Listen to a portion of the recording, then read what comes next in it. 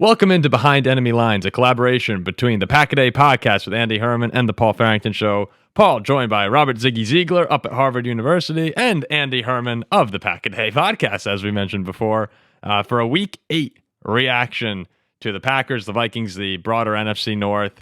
It's a reaction show that, fortunately for Ziggy and I, the game was Thursday, the Viking game, which we don't need to think about too much. Andy will definitely bring it up, but we've had some time to heal from what was certainly, I would say, one of the most lopsided Vikings games I've ever seen. And there have been quite a few.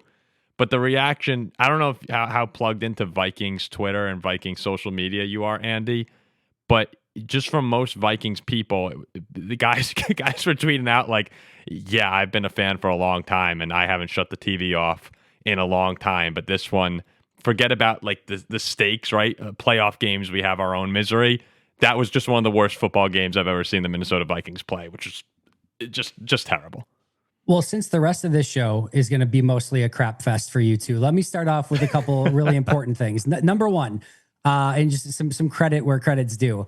If this were reversed and the Packers were having this season and the Vikings were looking really, really great, I think I might have come to, you know what, this Behind Enemy Lines thing, I'm not sure it's working out so great. Like maybe we can revisit it next year. It's not what I was kind of expecting. So credit to you guys sticking with it even during some tough times.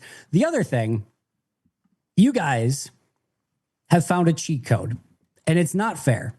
All right. So when the Packers lose, everything is worse. The Packers lost. That sucks for me. Plus, everyone wants to tune out for the Packers for that week until their next game. And everything is just like the numbers are down. You know, as many people watching is down. And if the Vikings win or lose, it doesn't affect anything on the channel whatsoever. So you guys are irrelevant to what mostly happens overall. Maybe it's a playoff game and the Vikings lose, like if it's the Favre interception or something, maybe things could spike on something like that. But for the most part, it doesn't matter.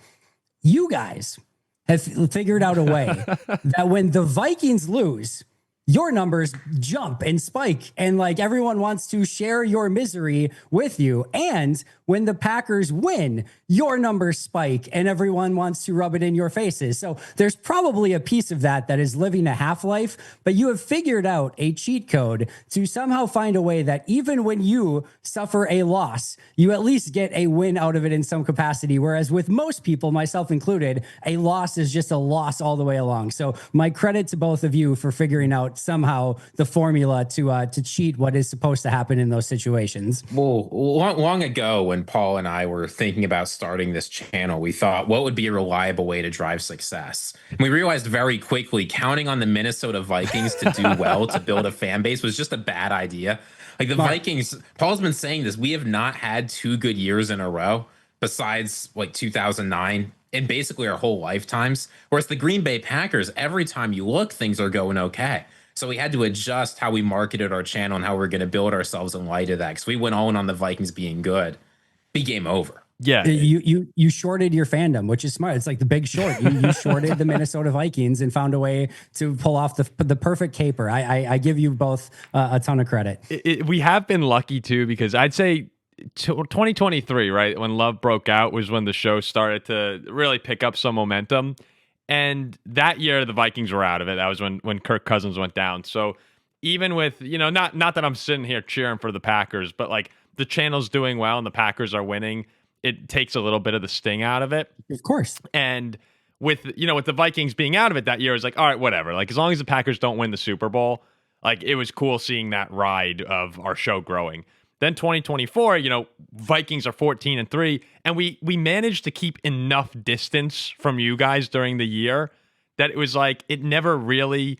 There was never even the Viking game that we had with you guys in Minnesota towards the end of the year.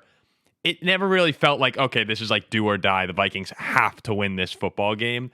And now this year we stink again, and you guys are awesome. So I'm waiting for that one year where it's like week 17. I will obviously choose the Vikings, but I've never had a moment where I've had to really put the show like on the line, and I'm waiting for that. We've been lucky in that regard, but it hasn't happened yet. So that's one spot. And Ziggy, yeah, you're right. 2008, 2009, I think was our last back-to-back playoffs. And that was like the Tavares Jackson led Vikings of 2008. So we weren't going anywhere that season anyway, but Yeah, thank you, Andy, for acknowledging us monetizing our misery. You're very welcome. Well, so I'll let you guys decide because I think it's only fair. What's the easier thing for you guys right now? Talking about how great the Packers are or how bad and inept the Minnesota Vikings have been. We can start in any direction you guys want. Let's start with the Packers. I'm so over the up and down roller coaster this Viking season, which has been mostly down, but other than that, great fourth quarter. But the Packers, yeah, on Sunday night, how are you feeling at halftime, Andy? Because I tuned in briefly to your Twitter Luigi's Pizza halftime show. I was like, I was watching your tweets come in. I was like, he's got to be pissed off. Like, at least me, right? I was tuning in to see you explode on the Packers at halftime. And I thought you kept a level head, so kudos to you. But how are you feeling at halftime? And then what was your reaction as Green Bay really got it going in the fourth quarter? Yeah. So first of all, the halftime is about as worked up as I get. I'm usually pretty, at least in regular season, I'm pretty even keeled. And then, playoffs, that can be a totally different story. But it's certainly a brutal first half for Green Bay. Yeah. And it's really interesting because fandom's a bizarre thing. If it would have been flipped and they would have played awesome in the first half and then sucked in the second half, but still found a way to win 35-25. Everyone's talking about Green Bay can't close the game or, it's like they took their foot off the gas and just another disappointing second half performance or whatever. Like that's what gets talked about. That's what was the most recent thing. But if you suck in the first half, but then dominate the second half and win by 10, it's like all is forgotten. Nobody cares. And the truth is, that first half still matters. If you go into the playoffs or against a really good team and you go down by 9 points at halftime and only put up 7, that's going to get you beat at some point. So I thought in the first half, really in all phases, Keyshawn Nixon was getting brutalized at corner in the defensive backfield. It was probably the worst run defensive performance in any half so far this year that Green Bay had. Yep. I thought on offense, you saw a lot of drops on offense, which stalled out some drives. The run offense could not do anything whatsoever. And then special teams had a penalty, missed 2 field goals, muffed a punt. I mean, just everything went wrong. So it really went sour in pretty much every single phase in the first half. And then the exact opposite happened in the second half and everything clicked and they played complementary football. And it kind of gave you proof of concept again of when this team wants to be good and decides that they're going to do everything in their power to play awesome, the other team doesn't stand much of a chance and they just look unstoppable. So you just would like to see that over a 4-quarter period of time. They still have their warts, including, some of the defensive backfield. Keyshawn Nixon and Nate Hobbs didn't play much in this game, but still some questions at corner. The run game is still a major question mark for this team. And I think special teams remains a major issue as well. So those are the 3 warts that they've got to get figured out. But other than that, you're certainly always happy to go into Pittsburgh, get a 10-point win, and especially in an emotional game like that, where it felt like there was a lot at stake. Awesome second half, and you certainly take the result at the end. Yeah. I'm very interested to see where Green Bay goes from this with respect to that second half, because I know you were talking about the cornerback situation. One thing we wanted to ask you about, I thought overall, like DK Metcalf is a difficult assignment to draw, but I thought Carrington Valentine overall played very good football. Yep. I mean, nobody's going to forget taking the ball out of DK Metcalf's hands in a jump ball. That does not happen very often, especially when you're outsized. DK Metcalf is the inside to be able to go up there and get that. So I wonder, there's been a Nate Hobbs question around the Packers for a little while now. Do you think Valentine could be their answer starting in future weeks? Yeah, I was surprised to see them just like flat out bench Nate Hobbs. They gave him a lot of like votes of confidence from both Jeff Hafley and Matt LaFleur over the course of the week. I thought at minimum, I thought there would maybe be like a rotation between Hobbs and Valentine, and they're just like, nope, Valentine's the guy, and we're going with him. And I thought he played a lot better. It's interesting that some of the best defensive performances this year have been with Valentine at corner and not Nate Hobbs. And Nate Hobbs has kind of been a weak point when he's been in there. So I do expect that moving forward. I would expect at some point Hobbs gets some sort of assignment, some rotational pull, whatever, to get just him ingrained in the game a little bit, because they paid him a bunch of money and think they would like to see him out there. I think he can play better than he's played so far, but really difficult to pull Carrington off the field after he played this game and based on what we've seen from Nate Hobbs so far.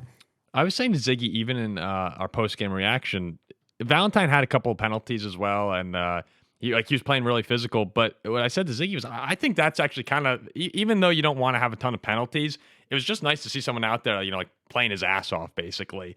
And if it winds up, that he continues to have defensive holdings or just pass interference. That's not good. But I just thought it was kind of a spark for a Packers secondary that has had some lackadaisical moments this season to see him just battling. I was talking about this with Paul Brettel, a show that'll also air on Wednesday for us on Pack a Day. And there's just something endearing about Carrington Valentine where it's like, even when he gives up the touchdown in this game, it like he battled until the end and knocked it away. And it was just like he got the third step down. It's just like, he's fighting out there. And he's got the energy and the intensity and he just plays the game the right way. And it's everyone loves Carrington Valentine. And it's, again, even when it maybe isn't a perfect performance, you can see him giving everything he's got to try to make it a winning situation. And it just doesn't always feel that way. He's got the perfect demeanor for corner. He's super cocky. It doesn't matter if he's going against prime Randy Moss or some practice squad scrub wide receiver. Like he wants to beat the guy across from him. He feels like he's better than the guy across from him. And he just battles on every single play. So there's some ups and downs with Carrington for sure. He's not a perfect corner, but I know he's captured the hearts of, I think, most Packers fans. And I don't really know of anybody that I know that doesn't want him out there starting for Green Bay. That's the kind of play too, though. The Roman Wilson touchdown where he got the third step in. It's like that could very easily in a big game wind up. How many times have we seen catches be, at the very last second, ball hits the ground or someone's battling to the last second and you're able to save 6 points? Like those are the kind of plays that win games. And that was just something that caught my eye, even though it stayed a touchdown on the field. Another thing we wanted to ask you about, and this one is a little more opinionated. Jordan Love was just amazing in this game, and he's really been great all season. But 360 yards, 3 touchdowns. We've mentioned on this show several times now, every time you've needed a big drive, he's come up with a big drive. And, I actually thought coming out of the second half, you guys get the stop. And there was the offsides penalty, right, in the beginning of the second half that kind of set the momentum almost for the rest of the half for Green Bay. But you get the ball back and you're down 9 and you guys go on 9-play, 90-yard touchdown drive. And that just started the avalanche of Green Bay in Pittsburgh. Do you think that level Jordan Love, because that level was the MVP Jordan Love, Super Bowl caliber Jordan Love, is it a fair expectation to think that we can see that continue this second half of the season? Maybe not quite that peak, but up there with all right, this guy can be a league MVP, Super Bowl winner. I do. I really do. Again, and to you spelled it out perfectly where, again, I don't expect it to be that good every single game. There's going to be some hiccups along the way. Defenses are going to defend him better. I don't think Pittsburgh's defense is all that great. I think that certainly helped out a little bit in this one. But do I think that he has the ability to play at that level with consistency? Absolutely. And I think the big thing is you would love to see this Packers run game be going to take almost a little bit more pressure off of him. Yeah. But as you mentioned, and as we've talked about, when they've needed it, he's come up clutch every single time. I actually think Matt needs to do probably a better job of even letting Jordan cook a little bit more and putting the ball in his hands a little bit more, especially with the way the running attack is. I was looking it up today. In the last 14 regular season games, Jordan's thrown 2 interceptions. So this idea that he's this gunslinger or like he throws a lot of picks or anything like that just isn't really a true story. Even if you want to go 17 regular season games, it's 5, so he's thrown 5 interceptions over the last season's worth of games. His high-end playmaking ability is consistently on display. He's added a running element. He didn't do it in this game, but he's added a running element to his game as well when needed. He avoids sacks, is one of the better sack avoiders in the entire NFL. I just think, and now you're getting Christian Watson back. And he looked good too. Yes, he did. Dontayvion Wicks is going to come back soon. You would think pretty soon. Jaden Reed's going to come back at some point. Tucker Kraft is playing out of his mind. Yeah, I think he absolutely has the ability to play at this level for the remainder of the season. I have no idea how you guys are. So I have no idea how you're going to find spots for all of these wide receivers. I mean, I thought Christian Watson coming this game, coming off injury, okay, maybe he'll get a catch or two. He'll see the field a little bit. 4 catches, 85 yards. As you said, there's Reed, there's Wicks. Tucker Kraft is deserving of the ball a whole bunch more. Matthew Golden has yet to break out. Dude, I totally forgot about Matthew Golden until you said his name. I completely forgot that he existed. I don't know how. Apparently, so did the Packers on offense this past week. He had 3 catches for 4 yards. So that was a big question. It's very funny in Green Bay, and to Ziggy's point, where every single week there's a question about a player who didn't get targets, and it's like a different player. Well, why didn't Tucker Kraft get 5 targets in this game? And then it's why didn't Matthew Golden get 5 targets in this game? And this next week it's like, well, now it's going to be why didn't Christian Watson? Why didn't Jaden Reed? Why didn't Dontavian Wade? It's like every single week it's just a different player. And then if all of them get targets, it's like, well, why didn't Josh Jacobs touch the ball more? It's a good problem to have, but it just keeps coming up every single week. There's so many mouths to feed there. It's you guys have an embarrassment of riches, honestly. That's what it comes down to. Like most teams, when Addison's out, I'm watching the Vikings. I'm like, man, we could really use some help outside of Jefferson. And for you guys, that's one of the great advantages the Packers have. And actually, it's fortunate because you guys have had so many injuries at the receiver position over the past couple of years that the depth is really proving not just to be an asset, but almost a necessity to help you guys survive all the injuries you've had. Here's one that I did not expect to have a conversation about. If you had set me back a couple weeks and said this is what we'd be talking about following Steelers Packers, is there any part of you that maybe wants or expects there to be a kicking controversy in Green Bay? It's an interesting question. Kicking is fickle. Whereas if like somebody starts to struggle and you usually don't have 2 kickers on your team, so this isn't usually like a thing that like happens. But if you have a kicker that starts to struggle and you have the ability to get somebody that maybe is either on a hot streak or like looks really good, like sometimes that's really enticing. Man, Lucas Aversick in his one real season as a kicker struggled, especially from 45 plus, and he didn't kick all last year. Now he comes in for 2 games, kicks really well in those 2 games. I think all of them except the one long one was 45 or under, and he makes one 61-yard bomb. And of course, I think he's out 8 of 8 in those 2 weeks for Green Bay. And everyone's in love. It just feels like that Cinderella slipper probably falls off Lucas Aversick pretty quick, and it probably doesn't continue that way.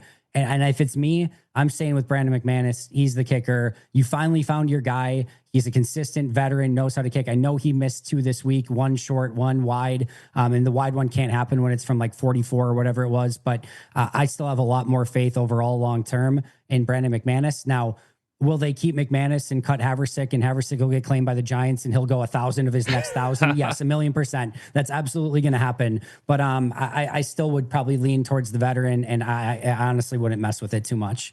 It's like the Daniel Carlson story with when he missed 3 against you guys and we cut him, and next thing you know, he's one of the best kickers in the league for year over year in Vegas. Robbie Gould for Chicago too goes through a rough stretch and then goes to San Fran and just doesn't miss a thing for like years. Yeah. So you have to be really careful with that stuff, because like you finally think you found your consistent kicker, and he hasn't maybe been quite as consistent as you wanted so far this year, and he's been a little bit banged up, but I just don't think you want to mess with it too much. I will say, though, I do think McManus set the expectations maybe a little bit higher than Packers fans should expect. This guy had been in the league for 10 years before he went to Green Bay and hit about somewhere between like usually 77 to 83% of his kicks. Comes to Green Bay, goes 20 for 21 his first year. Regression to the mean suggests you should expect this guy to miss 1 of every 5 kicks he takes for you, even after last year. Love Ziggy missed one in the playoffs too. Yeah, Ziggy adding a little bit of just a little doubt in the back of Packers fans' minds, just for fun, right, Ziggy? I mean, I'd love to see a kicking competition in Green Bay. Absolutely, I say get rid of McManus, bring in a brand new kicker, fire them when things go bad. Do it the Minnesota Vikings way. It's worked out great for us. The one seed that you never need to plant in Packers heads when it comes to a doubt standpoint is special teams. We have years of special teams ineptitude to get us through having plenty of doubt when it comes to anything special teams related. So we're good there when it comes to completely doubting anything that happens with Rich Bisaccia's unit right now. So we have a couple fill in the blanks, Andy, for you to play, okay. and we have 4 questions here. Let's start with this one. Jordan Love's top weapon right now is blank. Tucker Kraft. Not even close, right? Not even close. Yep, Tucker Kraft. Tucker Kraft is a legit superpower with his run after the catch ability. He leads all tight ends by like, he's got, I think, 40 more yards after the catch than Tyler Warren, who's number 2 on the list. And Tyler Warren's had a full additional game to Tucker Kraft at this point. So it's a legit superpower. And the more you can get the ball in his hands, the more good things happen. It seems like anytime he touches the ball, he's either getting he's just accelerating, getting yards after the catch, fighting through contact, or just lawn darting himself for extra yardage. He does whatever it takes, and it's freaking awesome. I had no idea he was that fast. Like I know that we've been watching him for a while now, but it's just like every time I see him run, like when he does get the ball in his hands, like damn, he's moving. The couple plays in this game, even though I knew I thought that was the fastest he's looked in his career. Like there was a couple acceleration plays in this game where it was just like it even looked like a step quicker than what we've even been used to, and we knew he was fast. So yeah, it did seem very, very fast this week. I was just looking up the receiver stats right now because we brought up Matthew Golden right now, and I was saying I forgot he existed. It's got to be a little frustrating for Packers fans just with when you see Tet McMillan is 11th in the league in receiving yards. You see the great year that Emeka Buka is 7th, even though he slowed down a little bit. He's been awesome. You brought up Tyler Warren, right? Expanding to rookies. Warren's been great. Quinshon Judkins has been great. Genty's had some highlight reel plays. And it still feels like you're waiting for the breakout from Golden. And a couple times he's had a big play in a game, and we'll tweet something out, and all the Packers fans jump on it immediately. But then it's like, okay, then he kind of disappears for quarters at a time. And I'm just not sure at this point if we're going to see the breakout this year that we're expecting, or that we were expecting coming into the year. And that's okay because again, you have so many weapons you can utilize. But is there some level of disappointment in his performance on the season? Now, I'm not trying to get on Matthew Golden. I'm just saying, like, no. The situation he's in. There's a few ways I want to answer this. If you would have asked me based on the amount of playing time he's got so far with Watson being out, Reed being out, and just, Wicks is out this past game, based on some of that, would have I expected his numbers to be better? Yeah, probably 10, maybe 12 more catches on the season than maybe what he's had so far. I think there's absolutely a level of truth to that. I think when they've had to have some have-to-have-it moments, including 4th down against Dallas on the final drive, a huge 3rd down play against Cincinnati to, put that up to a 2-score game.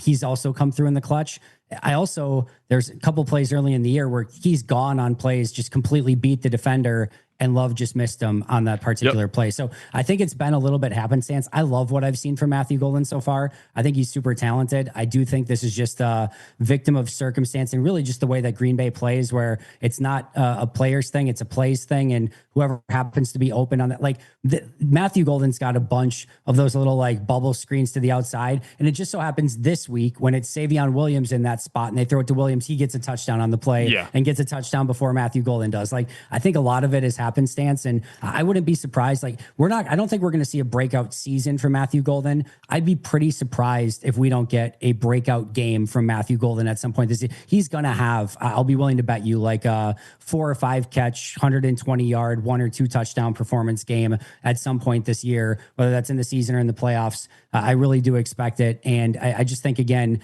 in this offense, it might one week be Tucker Kraft, the next it might be Wicks, it might be Dobbs, it might be Golden, could be just about anybody. And I do bet that Matthew Golden gets that game at some point in time. Not looking forward to it. Not looking forward. Probably against the Vikings. Probably against Actually, the Vikings. What are we doing here? Of course it'll be against the Vikings. They got 2 chances. So, yeah. Ziggy, I'll let you do the next fill in the blank with your defensive line question that you so desperately want to know. It's a good question. So look, obviously Micah Parsons, we're going to set him aside. But besides Micah Parsons, the best player on this defensive line is Devontae Wyatt. I think it's Devontae Wyatt. Maybe it's Rashawn Gary still, but I'll take Devontae Wyatt. That's what we were arguing. Ziggy said that Wyatt, and I said I'd probably go Gary. It's close. I think Wyatt's a little bit more important. I think Gary's been the benefactor of a lot of the stuff that Micah Parsons has been doing so far this year. And if you just had if you told me either Gary or Wyatt would be healthy I would probably take Wyatt just because I think you can get by with LVN and Enagbare opposite of Micah Parsons. Whereas I think Wyatt's a huge important piece for the interior of the defensive line. He didn't have his greatest game against Pittsburgh this past week coming back from injury, but prior to the injury, he was playing phenomenal football. And Micah Parsons cannot say enough glowing things about Devontae Wyatt and his impact on the middle of the defense. So I would go Wyatt, but Gary certainly has at least an argument to be made too.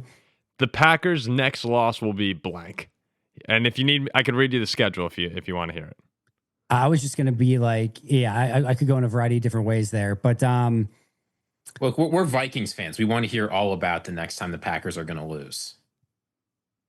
I'm going to say in Detroit on Thanksgiving will be their next loss. I think they beat Carolina. I think they'll get the win against Philly and Green Bay. I think they'll lose, or sorry, they'll beat New York in New York, but I bet it's going to be a very frustrating, annoying, like 1 point win. And then I think the next week is us, Minnesota. Right? And they beat Minnesota and Green Bay. And then I think they lose to Detroit. I think they'll beat Chicago at home. And then I think you have a 3-game stretch where at Denver, at Chicago, Baltimore at home, where you maybe go like 1-2 in that stretch, and then you finish off with a win against Minnesota. And Minnesota has nothing to play for in that game in all likelihood. No, I did notice you said 3-game stretch with one game remaining at the Vikings. So I was hoping you would sneak in like, oh, you got 4 games there in Minnesota. You never know. But yeah, that would put you guys, let's say you do win the next 4 games, then you beat the Bears too. That puts you guys at 10-2-1 if you lose to the Lions on Thanksgiving, going into that 3-game stretch with Denver, Chicago, and Baltimore. And those will kind of feel a little bit like, maybe not prove it games, but those will be playoff-esque football environments in Denver and Chicago. Yep.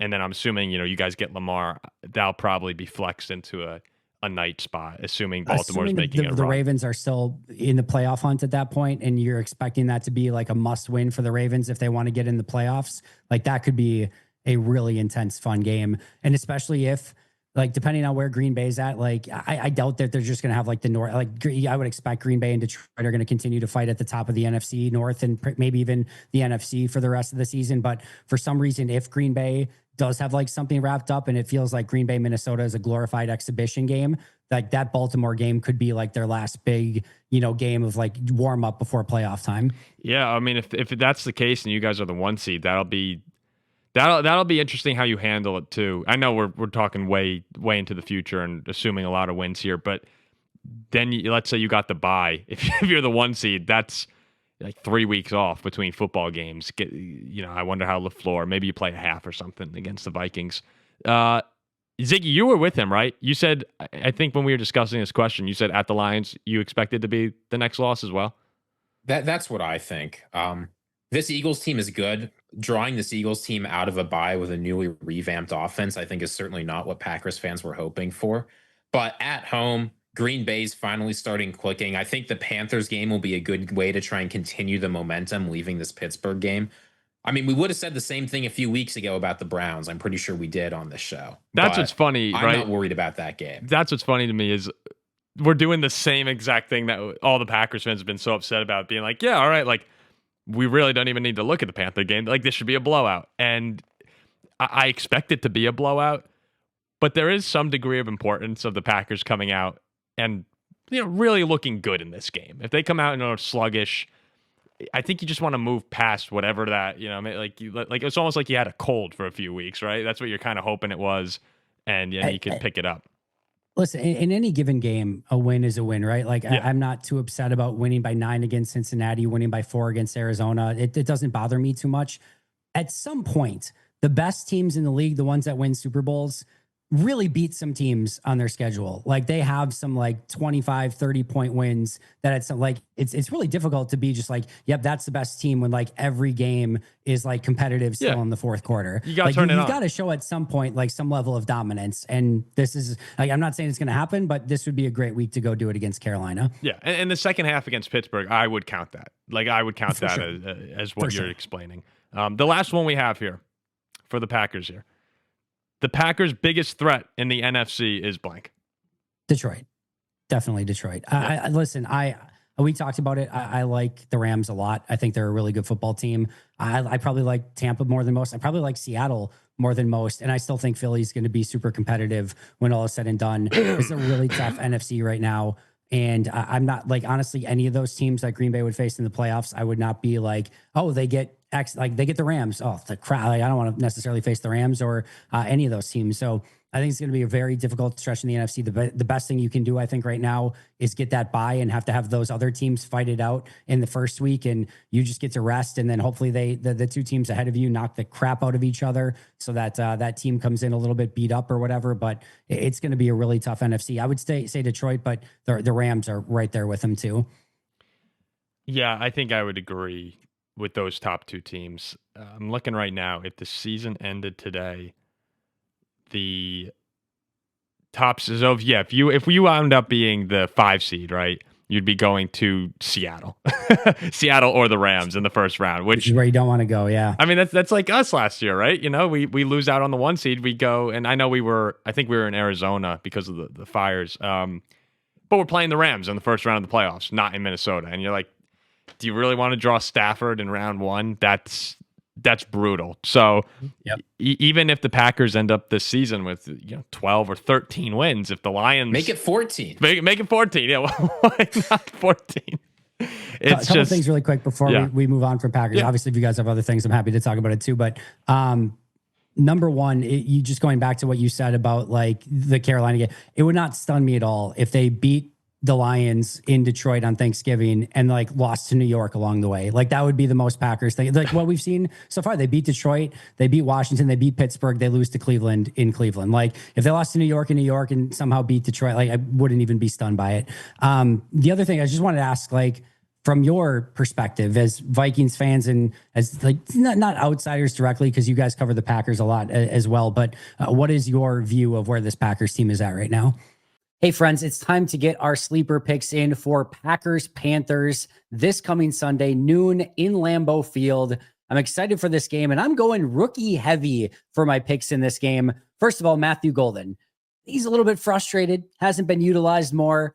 35.5 receiving yards. I'm going more than 35.5 receiving yards for Matthew Golden in this game. I think Matt LaFleur and this Packers offense will be a little bit more intentional in getting Matthew Golden the ball. I expect him to bounce back and have a big performance against Carolina. So Matthew Golden, more than 35.5 receiving yards. On the flip side, for Carolina, Tet McMillan, more than 51.5 receiving yards. So maybe a slightly high number here, but I expect Carolina is going to have to throw the ball to try to get back in this game at different points in this game. And I'm expecting that, once again, a big, tall, physical receiver on the outside is going to give Green Bay some troubles. And I'm expecting Carolina is going to try Tet McMillan early and often in this game. So Tet, more than 51.5 receiving yards. And then Ryan Fitzgerald, their rookie kicker, more than 1.5 field goals made. Whether he makes it or not might be a little bit more interesting, but I expect this is going to be another bend but don't break performance from Green Bay's defense, which is going to allow Fitzgerald to have multiple field goal attempts. And I expect that he's going to make at least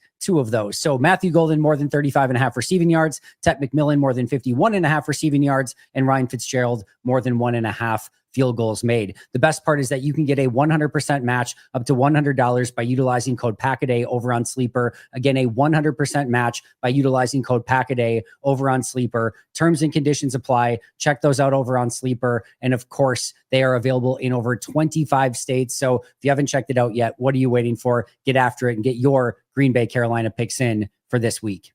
Hey friends, we'll get back to Paul and Ziggy and making fun of the Minnesota Vikings in just a moment. But before we do so, I just want to give out a shout out to our sponsors for today's show. I want to start with Luigi's Frozen Pizzas. Now, I'm going to talk today about their original pepperoni pizza. This is the classic Luigi's experience, thin, crispy, timeless. Here's what we got. A 12-inch thin, crispy crust pizza made right in Wisconsin with Wisconsin mozzarella, zesty tomato sauce, which is my absolute favorite, Parmesan cheese, Romano cheese, and of course, their deliciously seasoned pepperonis.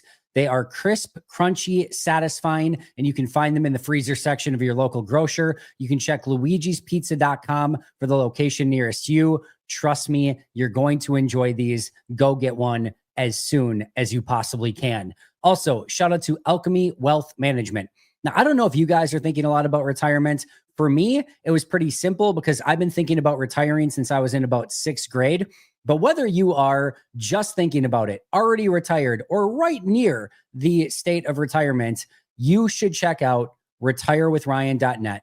and work with Ryan Nelson of Alchemy Wealth Management to get your plan either in motion or better set for your financial future. He makes it super simple, cuts out all the jargon, and makes it so that you have the best plan for you in your personal walk and financial journey. So check it out again over at Alchemy Wealth Management, retirewithryan.net, and get your financial future sorted out today. Now back to Ziggy, Paul, myself, and like I said, making fun of the Minnesota Vikings and celebrating the Packers as well. Let's get back to it. I'm completely circling the Monday night game against Philly. I think that'll be an awesome game to one, but two, that's like at home, right? Monday Night Football, the defending NFC champions. That's one where if you guys win that one, I'm looking at this stretch, and I've talked with Ziggy a handful of times about this right now. The next 4 weeks has 4-0 written all over it if things break right. And I'm looking at the Panthers, Giants, and Vikings as 3 reeling teams. Like Carolina's not good. I know they've had a couple like stunners. You could say like 30-0 against Atlanta, shocked everyone. Rico Dowdle's not putting up 250 on the Packers. Like the Panthers are not a good team. The Giants are a little frisky, but Scadaboo's out now, and Neighbors is gone, and the Vikings are just a complete disaster. Like I'd love to say I'd expect us to go in and win, but that would just be foolish. So I'm looking at the next four weeks really that you have as 3 absolute wins. Like losing any of those games would be really bad. And then so I'm circling Philadelphia on Monday night as all right. You get a good team in your building. Is it going to look like Washington, Detroit, or is it going to look like the couple weeks that followed it there? Like you can't come out sluggish. Even the Pittsburgh first half, everyone was saying how flat the Packers looked. It's like can't happen on Monday night in one of your biggest games of the year that could determine the 1 seed. Like that's one of the games that could determine the 1 seed. So I'm circling all that, and then if you beat us, then I think we can look at the line that second half of the season that's left with Lions, Bears, Denver, Bears, and we could reevaluate then. I'll say for me, I said it in our reaction. I think that fourth quarter of the Packers-Steelers game, the Packers played the best quarter of football I've seen out of any team this season, given the circumstances, given the quality of play. The reason that game made me more confident the Packers are good is up until this point, we had not seen the Packers look good on the road. You lose to Cleveland on the road. You have that disastrous Cowboys tie on the road. You have that game against the Cardinals on the road. To be able to go, and of course, winning big games at home, it's not like that doesn't matter.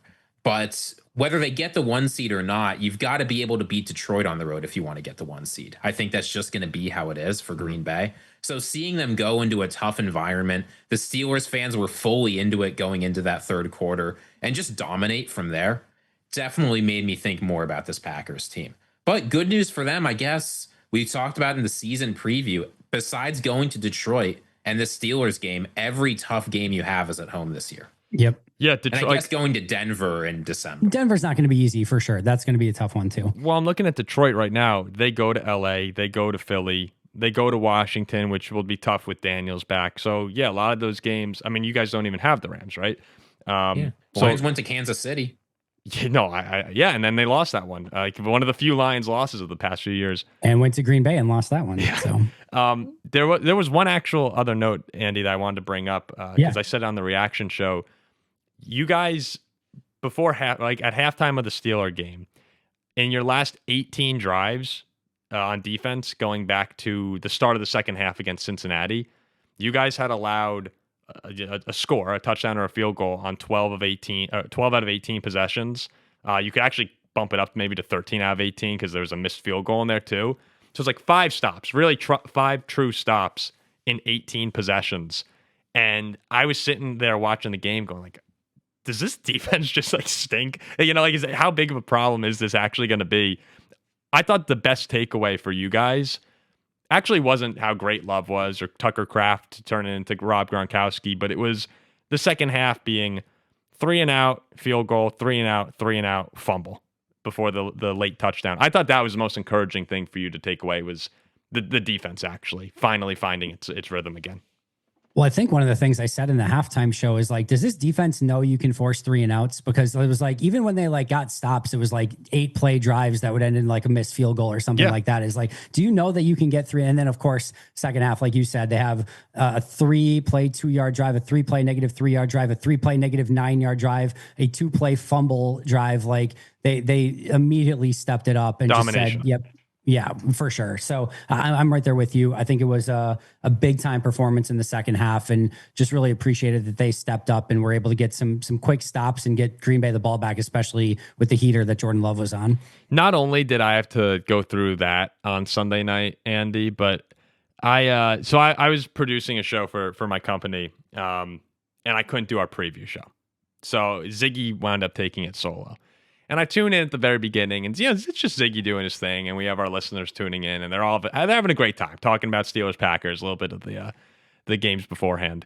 I log off, work for about an hour, and I come back, or maybe 40 minutes, and I walk upstairs in my house, and I see Ziggy's on the TV.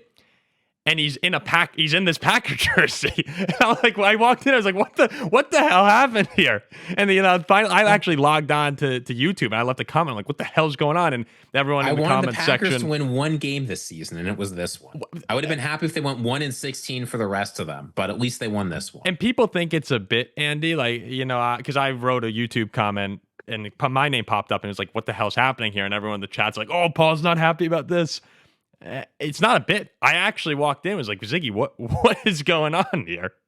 That's amazing. Not only was it a Packer loss, but I had to see Ziggy in a Packers jersey pregame, and then we hit 25,000 subscribers during our postgame, and Ziggy put on the Packer jersey again. It's like, well, I guess it's just that kind of night. A good place to wrap the show. I think we've talked about all the games and teams we need to talk about in the NFC North, right? That feels good.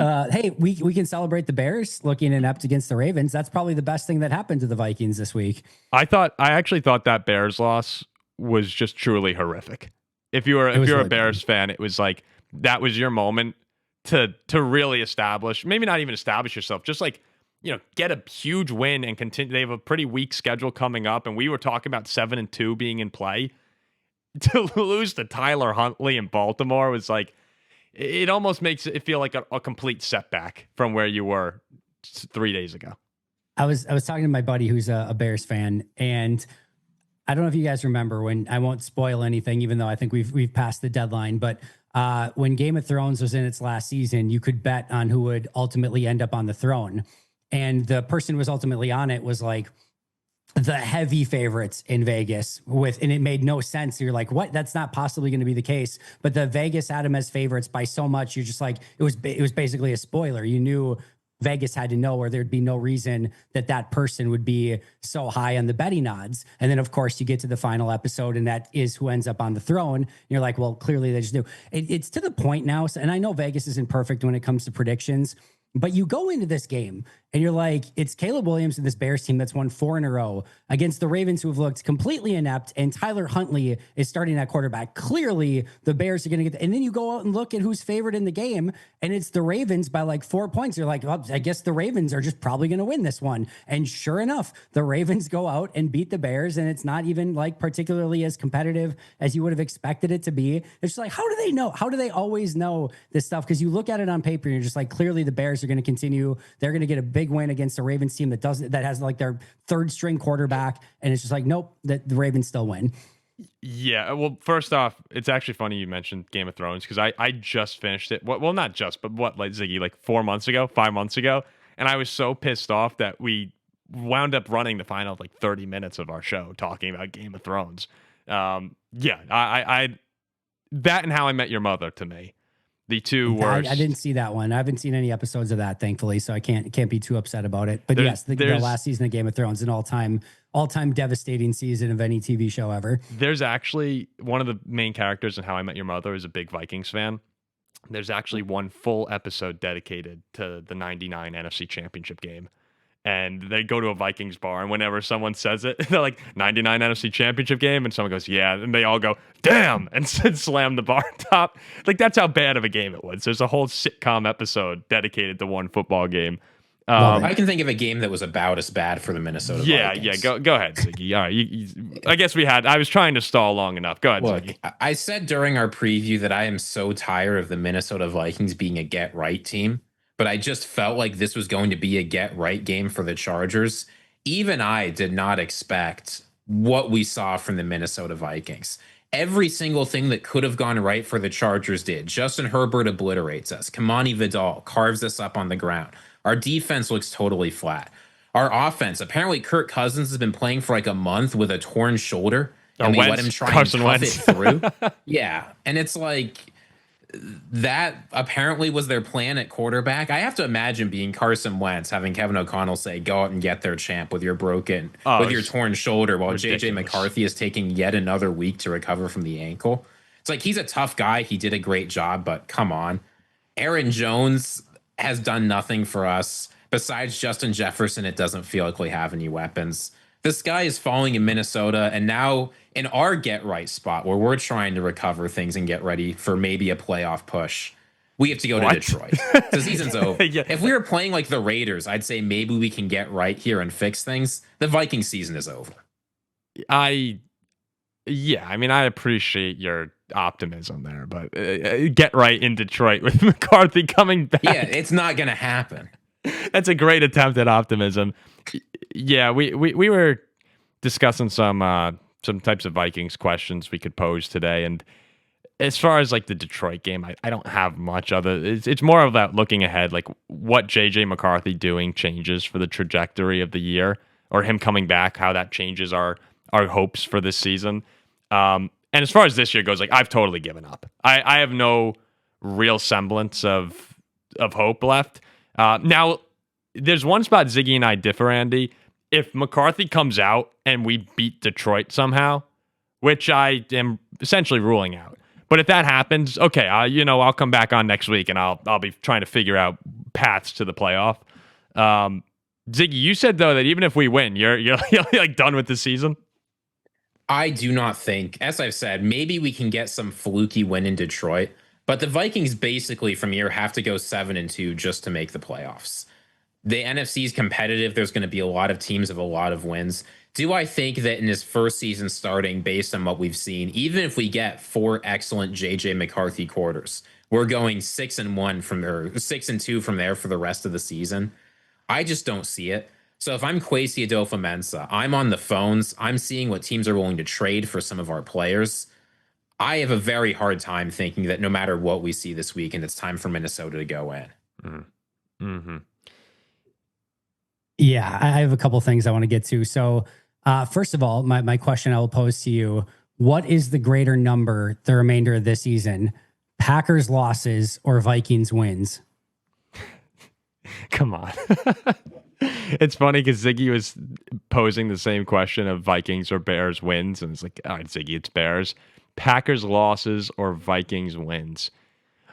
I think that you guys will lose maybe like 3 more games this year, I'd guess. And I think we're going to win like four more. So I'll go Vikings win 1 more than the Packers lose. Okay. The Minnesota Vikings will be favored at most for 2 games rest of season. I'm taking Packers losses. This is my next one. So this isn't favored Vegas-wise, but we've got the ESPN analytics matchup predictor of like the percentage to win each game. How many games do you think? Yeah, obviously we just heard from one of you. Ziggy just said 2 games. Paul, how many games do you think you guys, per the ESPN matchup predictor, that you guys are favored in? I pulled up the one schedule question right about the here. matchup predictor. Is it factoring in that Lamar will probably be back for the Ravens November 9th? Yeah, There could be something wonky there. Otherwise, I'm sticking with 2. So Yeah. I'll go Lions loss, Ravens no.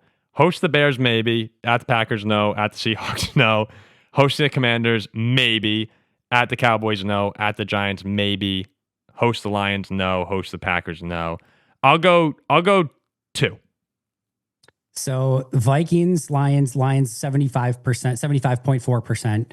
Ravens 61%. This is all for the team I'm mentioning. Yep. The Bears 48.5. The Vikings favored against the Bears in Minnesota, 51.1%. We'll take it for Minnesota in that game.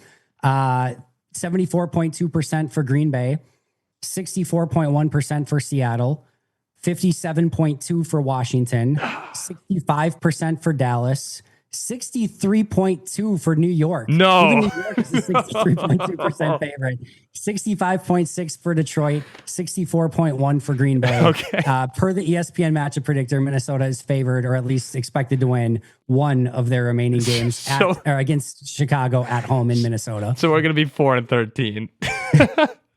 According to ESPN. It probably won't be that, maybe quite that bad, but it like I said last week, I thought we were on the road to seeing Minnesota maybe have things go a lot worse before they get a lot better. Oh, geez. Yeah, we've been talking about fire sale and, some names but on the block. One of the questions is, who do you even fire sale? Yeah, some names would be Hawkinson was brought up. I forgot that Hawkinson's just turned 28 years old. Aaron Jones, Javon Hargrave is. In the past 3 games, he's only played 38% of defensive snaps. Just you get your big ticket defensive tackle and you can't play run defense at all. And it's great that Jalen Redmond stepped up, and Jalen Redmond's been really awesome. good. Oh, he's been great. That's a positive. Redmond's been really, really good. But Hargrave is there, and Addison is a question mark. Are they going to try and move? If they lose to Detroit and go to 3-5, Jordan Addison. How much is he going to command next year? T. Higgins again 28.75, Waddle's 28.25, Jameson Williams 26.67. That's the going rate for number 2 receivers. Do you want to pay Jordan Addison, let's just say 29 million a year?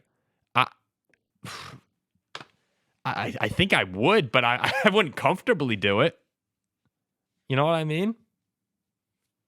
It's a lot of tough decisions. They're in a really, really bad spot across the board, and it doesn't help either.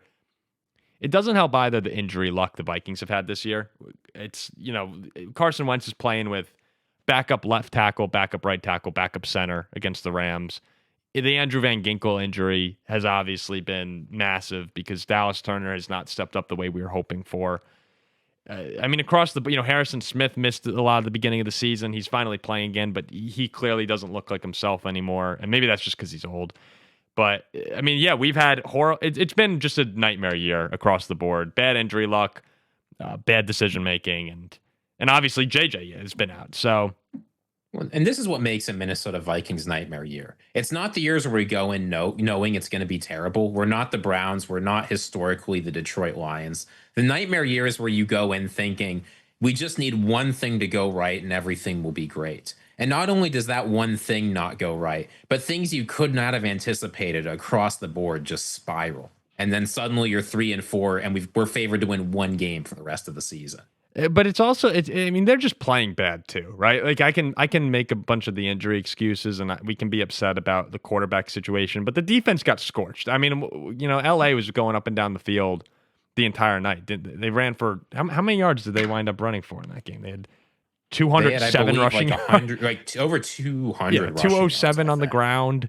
They're giving up over 150 yards a game in their losses. 10.3 missed tackles in their losses this year per game. Last year, they were averaging 4.6 per matchup. Hey, we held Saquon to under 50 and just let Jalen Hurts throw for 330 and 3 touchdowns. Yeah, it's just, I love it. Andy can kind of just sit back and listen to us rant. I'm enjoying it. You pick a unit. You can even pick a phase of each or a layer of each unit, and it's just been bad across the board for the Vikings. Other than Justin Jefferson, who. Well, how many times are the Vikings going to have not just not just great players, but truly all-time generational players? Moss, Peterson, Jefferson. Most teams have a couple guys every few years who's just really good, just a really good player. But we seem to get the guys who are literally on the Mount Rushmore of their positions, and you just waste their career. Each of them seemingly have one great opportunity. A Moss in 98. Peterson 09, Jefferson, hopefully it wasn't last year, but it could be. And there is something soul crushing about that, where you just have these Detroit's guys. In a similar, Barry Sanders, Kelvin Johnson, 2 of the greatest of all times, and couldn't do anything with it too. The NFC North's been weird in that regard, where obviously the Packers have been, the 2 Super Bowls, but the and the Bears have been like up and down or whatever. They obviously haven't won the Super Bowl since '85, but you've got those like legendary players in Kelvin Johnson, Barry Sanders, Randy Moss, Justin Jefferson, Adrian Peterson. It just hasn't ever amounted to anything, which is really crazy. Well, and the difference is, right, if we look at the North, the Bears don't really have any of those guys, but Urlacher would be the closest. Yeah. Sorry, I'm thinking like offensively. Yeah. But you guys have the quarterbacks. That's like the difference. And if you go 2,000 on if you're doing all division teams, the NFC North is like, I mean, it's pretty stacked, Rodgers, Moss, Calvin, Peterson. You could pick Favre if you want. Like it's just a loaded division. It's just a shame that none of us except you guys can get the quarterback. But yeah, so my whole thing with us moving forward is, and I'm actually excited. Like I really am excited for this weekend, even though I know how it's going to go. But I want to see how JJ plays, and the rest of this year is just hoping that he can be decent. there is power in the lottery ticket, and right now JJ McCarthy, Yes. even though the first two games didn't go even though that fourth quarter in the first game was epic, outside of that has not gone according to plan, there's still power in the lottery ticket of like, if this one thing goes right, almost everything else can go to crap, and it would still be worth, like, the season ends up being worthwhile if that one lottery ticket hits. Everything else goes to crap, and it still is probably a success. It's like the same thing that the Bears fans are saying. Like, the Bears fans knew they weren't going to be like a big, maybe they made a playoffs or whatever, but they weren't going to be a big time contender this year. It all came down to Caleb. If Caleb ends up being good, that if that lottery ticket hits, everything else doesn't matter. And right now, like in the NFC North, the questions on, I think, JJ are even harsher, but certainly with Caleb as well. Those two are still just lottery tickets at this point. And I think for both the Bears and Vikings fans, they're just praying that those hit, because that's the biggest thing that can happen to either franchise for the remainder of this season. Yeah, I'll close it with this for the Vikings stuff is, if they do beat Detroit, again, massive if, but they're 4-4, one game out in the loss column of the wild card. A lot of dreaming here, but if that happens and JJ plays well, like, we will come on this show and I'll be like, okay, it's a hard schedule, but let's try and find some wins, and it just changes everything. I'm expecting it to be like a double-digit blowout, and we come on with all our views from the the episode, right? Everyone's so happy we lost. All right, let's wrap it up here with the Week 9 predictions. We got 3 NFC North games. All 4 teams are playing, but the reason it's 3 is the Vikings and Lions, 1 p.m. in Detroit. Do you guys have the spread by any chance? It's 8.5. 8.5 right now as of Wednesday. So yeah, 8.5 points. Detroit's favored. Who you got, Ziggy?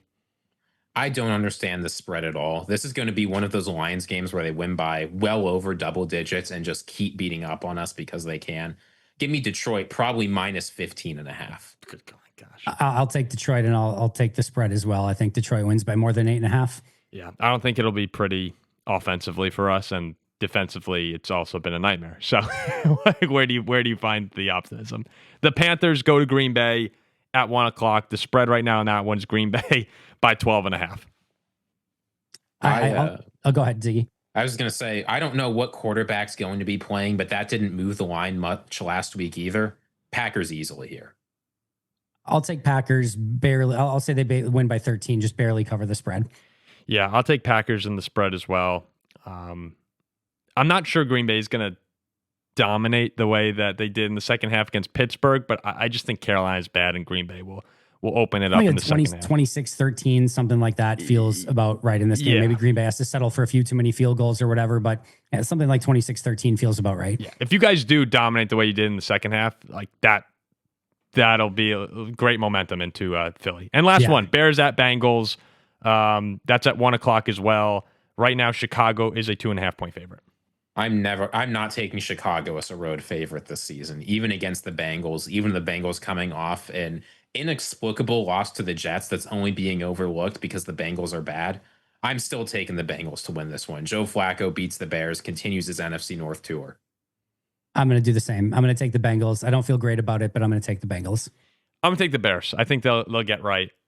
Cincinnati lost to the Jets. That has to mean something to someone. So I'll take the Bears. We'll wrap it up with that.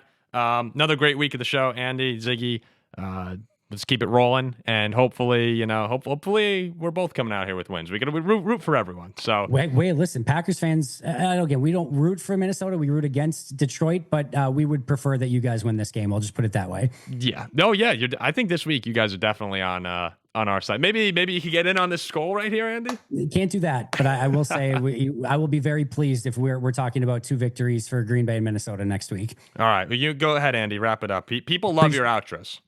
Yeah, I don't know about that, but appreciate you guys a ton. We'll talk again next week, hopefully again with 2 victories for Minnesota and Green Bay. And until next time, and as always, go Pack Go.